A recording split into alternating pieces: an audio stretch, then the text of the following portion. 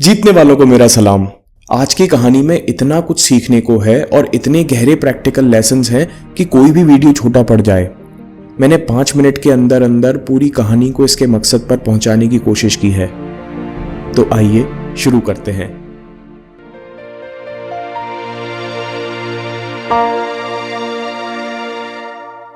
ये बात 1938 की है। उस समय करोली टकास हंगेरी सेना के सार्जेंट थे।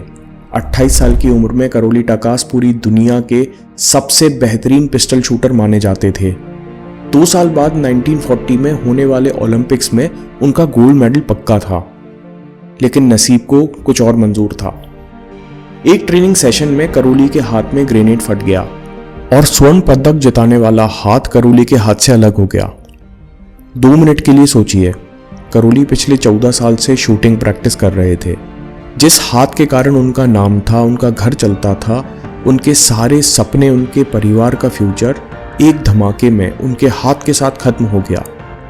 एक आम आदमी निराश हो जाए और नशे में डूब जाए, लेकिन करोली के साथ कुछ अलग हुआ। जब ऑपरेशन के बाद उनको होश आया तो ये सवाल पूछने की बजाय कि मेरे साथ ऐसा क्यों हुआ, करोली ने कुछ अलग पूछा और फिर दुनिया की नज़रों से गायब हो गए। फिर 1 साल बाद 1939 में एक नेशनल कंपटीशन में वे दुनिया के सामने आए। दोस्तों ने बोला, चलो अच्छा है करोली, आपको खेल से जुड़े रहना चाहिए। लेकिन करोली देखने नहीं आए थे। वे न केवल खेले बल्कि जीते।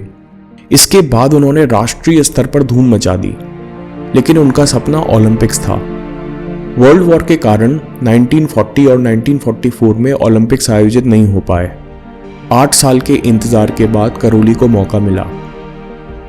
एक बार नहीं बल्कि 2 बार वे उल्टे हाथ से 1948 और 1952 में ओलंपिक्स जीते। लेकिन कहानी यहां खत्म नहीं होती। उस हादसे के बाद जब करोली ने हॉस्पिटल में पहली बार आंख खोली तो उनका दायां हाथ नहीं था। उनको काफी अफसोस हुआ। अकेलेपन में वे फूट फूट कर भी रोए होंगे, लेकिन वो जल्दी संभल गए। उन्होंने सोचा कि मैंने पूरी जिंदगी पिस्टल शूटिंग सीखी है, कैसे खड़े होना है, कैसे सांस लेना है, कौन सी बंदूक अच्छी है, शरीर का बैलेंस कैसे बनाना है, निशाना कैसे लगाना है, ये सब तो मुझे आता ही है। बस सीधे की जगह उल्टे हाथ को ट्रेन करना है। और ऐसा कैसे किया जा सकता है? ये सवाल खुद से पूछकर करोली ने इतिहास रच दिया। टोनी रॉबिन्स कहते हैं कि जिस क्वालिटी के आप सवाल पूछते हो उसी क्वालिटी की आपकी जिंदगी होती है। कठिनाई में अगर हम ये पूछेंगे कि मेरे साथ ऐसा क्यों हुआ, मेरी क्या गलती थी, तो जवाब भी आपको वैसे ही निराशाजनक मिलेंगे कि मेरी किस्मत खराब है, मैं कुछ नहीं कर सकता। लेकिन अगर आप वहीं कॉन्शियसली अपने आप से पूछ सकते हो कि इस स्थिति से कैसे बाहर निकला जाए या इस सिचुएशन का सही इस्तेमाल कैसे किया जाए, केवल तभी हम किसी भी हालत में जीत सकते हैं। दूसरी बात, करोली दुनिया की नज़रों में सचमुच गायब हो गए क्योंकि वो किसी की सांत्वना और सिंपैथी नहीं चाहते थे। वो जानते थे कि अगर वो इस वातावरण में रुके तो वो अपने ऊपर दया कर बैठेंगे और हार मान जाएंगे। इसलिए हॉस्पिटल से निकलते ही वे अपने दोस्त और कोच के साथ बिना किसी को बताए पहाड़ों में भाग गए और 1 साल बाद वापस आए।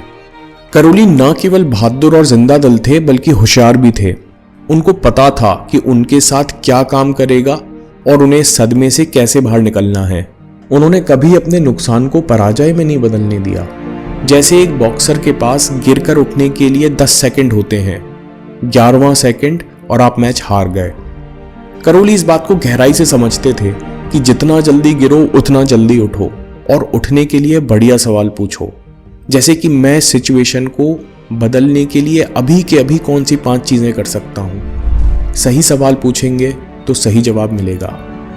अगला वीडियो देखने के लिए यहां क्लिक करें। प्रैक्टिकल मोटिवेशन सीरीज मिस मत करना और चैनल जरूर जरूर जरूर सब्सक्राइब कीजिए। मैं काम के किस्से लाता रहूंगा। हिम्मत, हरकत, होशियारी, हम जीतेंगे।